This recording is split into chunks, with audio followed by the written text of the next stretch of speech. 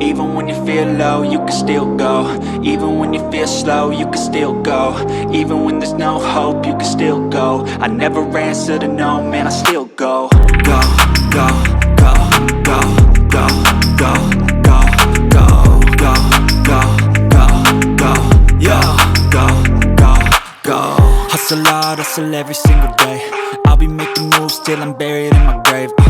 To the system, I don't wanna be a slave. I've been doing shit my way, or the highway. And in the driveway is a nice range. Cause I grind through the climb, I invite pain. You'll never hear me, bitch, nah, I don't complain. Just gotta flip the switch and you can go and obtain anything you want, anything you need. Your mind's got the key ingredient, it's belief. They deceive with the negativity. Brand new episode of the Young Black Female Achiever series. Like you all know, I always bring to you seasoned women, phenomenal women, women who are outstanding in their careers, women who have gone through one or two challenges or situations that ordinarily would have made them to stop, going on the right path, but they chose or they have chosen to keep on moving on the right path, and today they are successful. And like I always tell you guys, success is not measured by wealth or the amount of material resources you have. It's really about how well you have grown, the number of challenges you have overcome, and how well you are doing in your career or in your business or whatever field of endeavor you have chosen to go into. And today, without wasting any more time, I have chosen to showcase and celebrate a successful young woman who is a lawyer and also an academic, one of the youngest professors I know. She's Oh my beautiful, God. she's down to earth, she's someone I've known for a while, but we recently reconnected because, after school, we lost contact, but we reconnected. And I've been seeing what she's doing on social media. She's been doing amazingly. And I'm so happy to have her here today. So welcome with me, guys, Dr. Ifeoluwa Olubiyi. Welcome to the show. Thank you. Thank you very much, Moyo. It's so nice to be here. Thank you so Yeah, much for it's so nice inviting to me. have you. I really can't wait for my viewers to listen to you, to hear your story, because you have such a unique life, I would say. Like I said, guys, I met Ife a while back. We met in school, precisely Obafemi Awolowo University. And then we weren't really close, but I knew that she was one of the superstars. She was one of those. Like you, right? Of Like course, you. we had that in common. We have that in common. And so when I, I don't want to talk too much about Ife. Let me not talk too much about her. She would tell us about herself. So I mean, Ife, just go ahead and tell us about yourself. Who are you? Ah, good question. Yes. All right, thank you so much, Moyo, once again. My name is Ifeoluwa Olubiyi. I'm a lawyer. I'm also an academic, so I'm a law lecturer, so to say. And I mainly focus on intellectual property law, and I train on intellectual property law. Is that simple enough, or you want more? Yes, I want more. Just One more. All right. So, so I'm also into business or entrepreneurship. So my business or brand name is Adla Deb, and this area I use it to monetize my skills. So I have a fashion store. I use it to also monetize my academic skills. So there's an arm into proofreading, editing, technical writing. And of course, there's the legal and consultancy aspect, especially for intellectual property law, where we train people, individuals, and companies on intellectual property law and so on and so forth. I'm a writer. I Yes, also yes. I wanted to talk about that because you've published books, I believe. Yes, yes. So let me say my first book, Above Fine Good. I did it in my 300 level OAU days then, So I've always loved writing. And this is what actually made me interested in intellectual property law because I learned, this thing can help me as an author, I can do better, that kind of thing too. So that was the very first book I had. But other than that, I have a textbook on intellectual property law, um, intellectual property law in Nigeria, emerging trends, theories, and practice. I also have a compilation of intellectual property laws in Nigeria. Mhm. Business wise, I have some ebooks, which Oh, are basically I'm documenting my experience in the fashion industry business for like 10 years now. So One of the ebooks is how to start and run a profitable business. And I also have an ebook, ironically, Mm. on how to successfully close down your business. Oh wow. Oh wow. Yes, because I saw that sometimes you need to close down some businesses. It's not because you're a failure, it's just because maybe you have grown, Mm-hmm. because you have now seen maybe something more profitable to do. Or Mm-hmm. sometimes it's not every business that, hits the mark of being profitable. So if a business is not being profitable, it's just a loss. You may need to change trajectory. So you Right. need to successfully close it down so you can focus on your strength. So Mm. those two ebooks are there. People have been asking for hard copies. I have not had time to sit down, make it a full-blown, hard copy book. But yes, they are just there. Wow, Thank you. that's so impressive. I'm super proud of you, Dr. Thank you, Ifeoluwa. there. Okay, you've told us all of these beautiful things about you, what you do, your career path, and all. Can you just tell us a little bit about your background? Because I typically ask my guests to tell my viewers their background so that they can actually learn. Because sometimes a lot of people feel that those who are successful are mostly Mm. people from um privileged backgrounds. Not that I'm saying you're not from a privileged background, but Yeah, I I understand. just want a situation where people can know what background you have and if it's something they can relate to. And because if they Mm. can relate to your story, to your background, it might be easier for them to be able to pick lessons from your story. So please do tell us about your background. All right, thank you very much. So I'm come from a monogamous home. My dad, my mom, and four children. I'm the last born. So Ooh. we're three girls and one boy. So yes. So my parents were civil servants. They are both retired now. But if there's anything my dad used to say, it was education. Education mattered a lot to my dad. He would say that the parents that will tell you, I don't have any property to give you, I don't have any big inheritance. All I can give you is just this education. So if you want to get my dad, just tell him something is for book or for school, that kind of thing. That money is going to come out. So yes, so my parents placed a lot of importance and priority on education. Mhm. So I grew up in Akure, Ondo State, Nigeria. That was where I had my Yeah. primary. Yeah, that's true. That's where I had my primary education. For secondary education, I started in Akure as well, but I moved to Federal Government Academy in Niger State, right? So because I knew somebody that was like, school for the gifted, blah, blah, blah, blah, blah. So I wanted to go there. Very far from my parents. My mom was really concerned. It's too far from home. You're too young. But I think my mind was made up, to go there. So from there down to OAU, and from OAU, down to the legal profession and all that. So I wouldn't say I came from a poor background, like poor, but probably a middle class, definitely a middle Family. class. Yes. So That's definitely a middle class where both parents were civil servants and they were educated and they just wanted the best for us. okay. What about the role of religion? Did they play any role in your upbringing? Yes, they did. My parents are sound Christians or balanced Christians. Let me just put it Hmm, I that way. like that So balanced Christian. they gave us the Christian values, since when we were young. So for me, I think I inculcated Christian values, values of integrity, of hard work, of fear of God, devotion to God, and all these things. So I had that, I came from that kind of background. And in a way, I would say that helped me. Mm-hmm. That helped me because I didn't have, some people would have been involved in a lot of vices, been distracted, that kind of thing. So I think for me, it helped me to have like a focused life, from the beginning. I wasn't distracted by so many teenage vices and all those kind of issues. So I can say it helped me a lot. Were you at any time distracted as a teenager or a younger adult? Ah, I wouldn't say I wouldn't say distracted. So distracted in this case, Maybe maybe by by friends, vices yeah, vices, or maybe friends pressure, or something yeah. like that. I wouldn't really say distracted. Um I wouldn't say distracted, maybe by vices right now. But I would just say maybe also what it meant was that in a way I had the tendency of being involved in so many activities. You know, Mm, you're in class one, like you're in yes. ECU, you're in this, you're in that.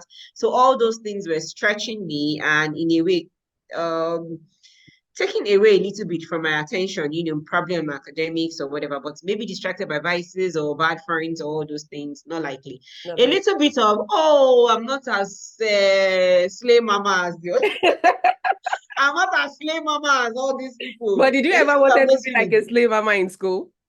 No, I never wanted to be a slave mama, but I wanted to be like a lukewarm people. Lukewarm people is Mhm. like, Neither here I'm nor not there. Pasco, Yes. I'm not a Yes. slave mama. So you can, so I really always had that kind of middle ground. In the ground, yeah.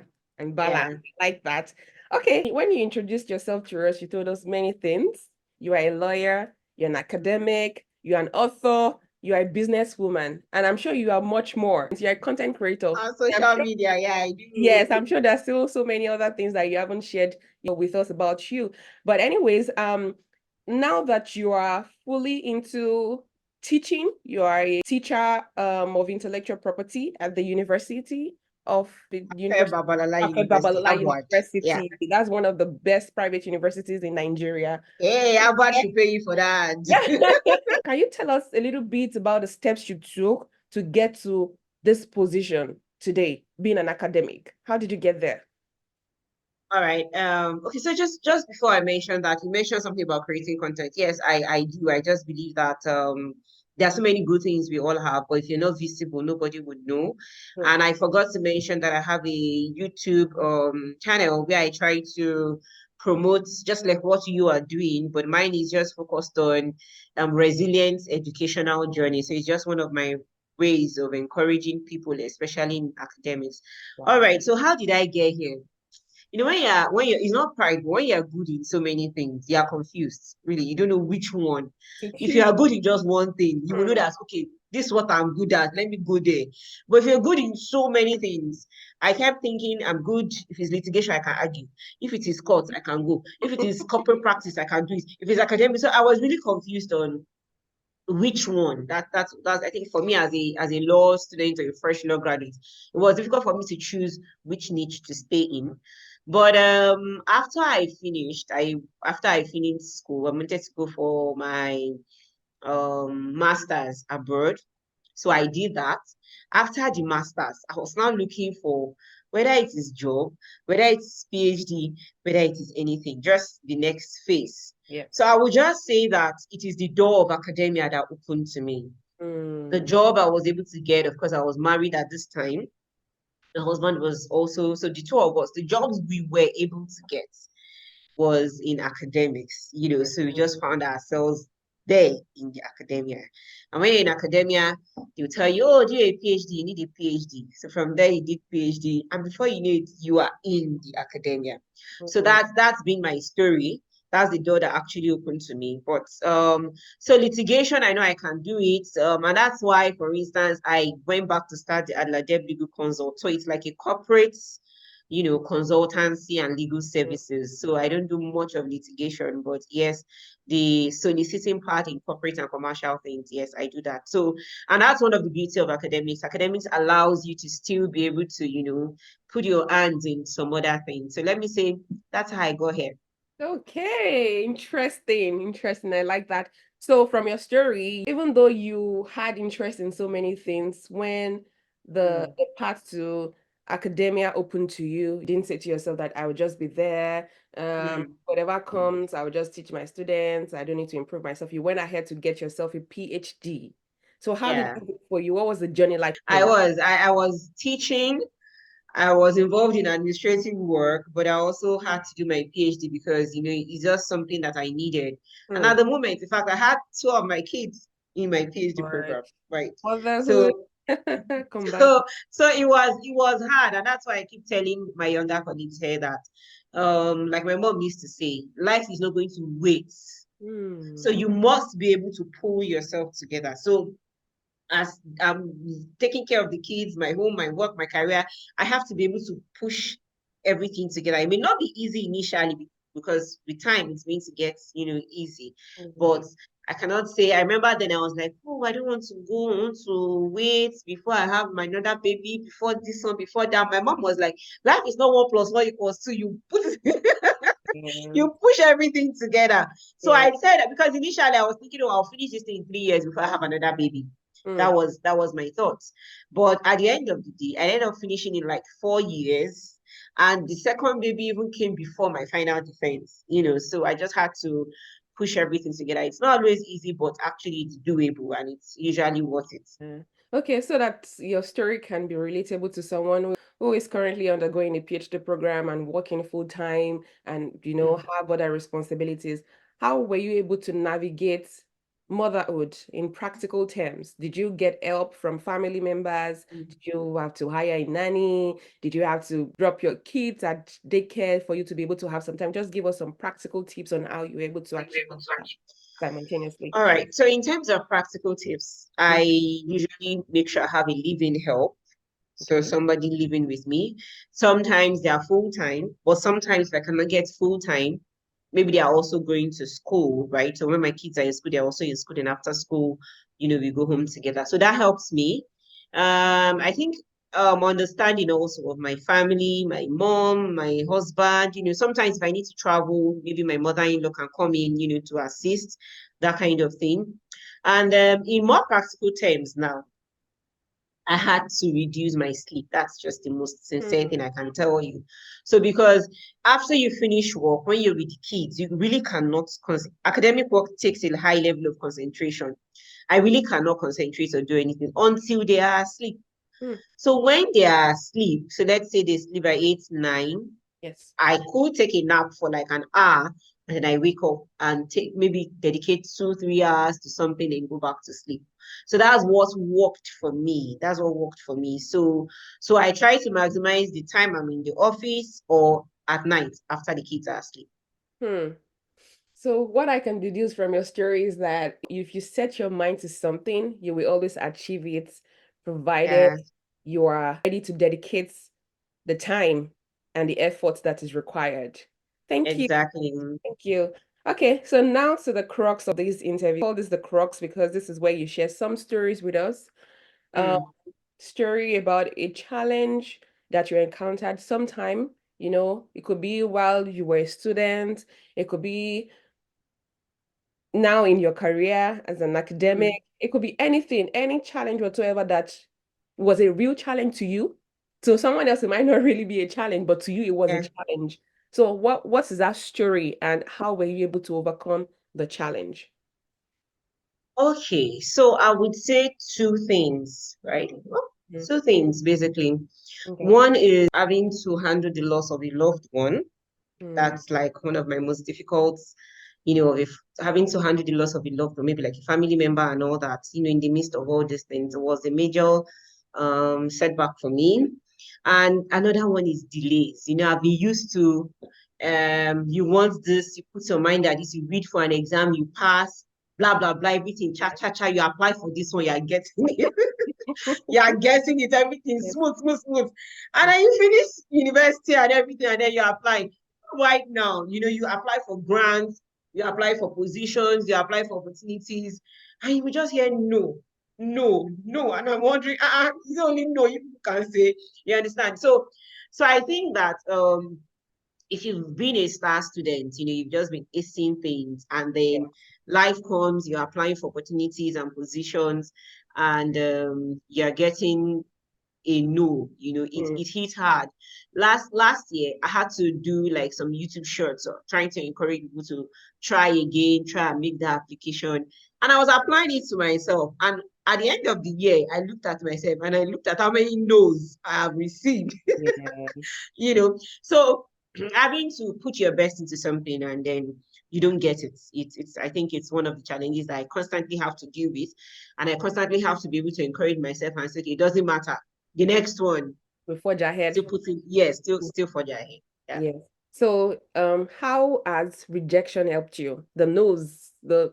number of no's you received, how have they helped you? Okay. So I'll say that one of the things it jolts me to do is to you have to be careful not to lose your self-confidence, right? In the middle of that. But it also makes me aware that maybe I am not getting things right. Mm-hmm. So it means that I have to do my best to Yeah. find out what went wrong. How could I have done better? What lessons can I learn? Hmm. How who can I reach out to? Like right now, before coming here on air now, I had to go meet someone for advice on an application I wanted to make. So Hmm. who is the person that has walked this path that I should, go ahead, and learn from? So those are some of the things that I try to do. And sometimes I also know that you cannot get yes for everything. Yeah. That's another thing. And there are also some opportunities that have come without stress. Somebody just mentioned to you, do this, or mentioned your name and you have it. So I also know that life is not always, so much about how much you have worked. But then I do my best not to allow it to get at me, but to see how I can learn and, just try again the next time. Hmm. Golden nuggets. I'm going to reiterate some of the key points you just mentioned. You said you ask questions when you try to make an application. So that tells us that we should never be afraid to ask for help. Never be afraid Mm, to ask questions when you don't know the answer. It always yeah, helps. Like the Yoruba people would say, "Ẹni tó bá béèrè ọ̀nà kò kí ń ṣí ọ̀nà." So if you are not exactly. sure, always ask. It helps. And then you said we should note that we can't get yes for everything. And that's the reality of life. Even when Mm, you pray to God, sometimes you ask God, God, give me bread, give me water, give me shoes, give me clothes. Sometimes you don't get it all from God. It's not because yes. He hates us, but because it feels like sometimes we are not ready for some of the things we are asking for. He knows that Mm, sometimes if He gives you this thing now, it might hurt you. So He would rather not give you that thing now, and He would wait later to give you when it will be, appropriate. corporate. Thank you. Yeah. Then you said we must try to learn. Yeah, we must learn and try again. Try again. Mm, Some of us, we feel bad when those things don't come. We feel bad when the jobs don't open up. We feel like it's all over, but it's not all over. Sometimes you just need mm. to, try and try again. Try and try again, because if you don't try again, you will never know whether it will come or not. So we must learn not to give up. That's very beautiful. Thank Oh. you so much, Dr. B. So, Yeah, thank you. we're about to wrap up. I just want to ask you, what advice you have to younger women, probably younger women who want to become a lecturer like you, want to become an academic like you, or a woman who want to become an author, women who want to become a businesswoman, or women who want to combine several things together, women who are like you, who know that they are good at several things, and they would love to combine, different things together to be successful in life. So what is your advice to this younger woman? All right, so I'll just say first of all, to be focused. That's just it. So if you know you want to be in the academia, for instance, you just know, okay, you need this, you need your PhD, you need your postdoc, you need this. So first of all is to know what you want, Mm-hmm. also to be focused. And another thing is to get as much help as you can. You just talked about not being afraid to ask questions. Don't There are a lot of people ahead of you that will just be willing to help. So me, I don't have any difficulty in admitting that I don't know or I need help, or please give me this information. So you can also get mentors. That would be great. But mentors, some people are not very they're not very comfortable with mentorship. But a mentor doesn't necessarily have to be somebody that you enter into their personal space. If Mm. you have women that you look up to, social media is really a very good thing for that. Just follow them on social media, follow what they're sharing, follow their events, follow their trajectory. And I think it's even always easier by the time you know someone from afar to now be able to ask your questions directly when you have the opportunity to meet them one on one. So mentorship is good. Also try to delegate. Try to Mm. delegate. You can't do, especially if you're somebody that wants to do a lot of things, delegate. Some of us are perfectionists. You don't think any other person can do it as well as you. I've been there that I felt nobody can do this thing. I want to see my kuro rice. I want to do this one. But you just you You just burn kill out. yourself. You Yeah. can't. So Mm. learn to delegate. learn to have a system in place. Like some people ask me, how do I combine? Like I'm not the one at my store right now. I can't be the one at the store. I'm at the office. So have a system in place. So when you have a system in place, you're just there like a leader guiding how things are directed, right? So Yeah. you learn to have a system in place. Of course, if you have a supportive team, I think that with a supportive, especially women especially need support because Yeah. they are there managing the home front, you're doing your own life, managing business, spiritual life, the kids, everything at the same time. So please allow people to help you and Mm. appreciate your support system, especially as a woman. You need to appreciate those around you that are supporting you one way or the other. I hope it helps. Amazing. Thank you, Dr. Olubiyi. This has been an lightning session. Amazing one. Thank you so much. I've learned a lot from you. Sometimes it seems like, oh, You. I'm just interviewing guests for the sake of helping other people. I'm also helping myself.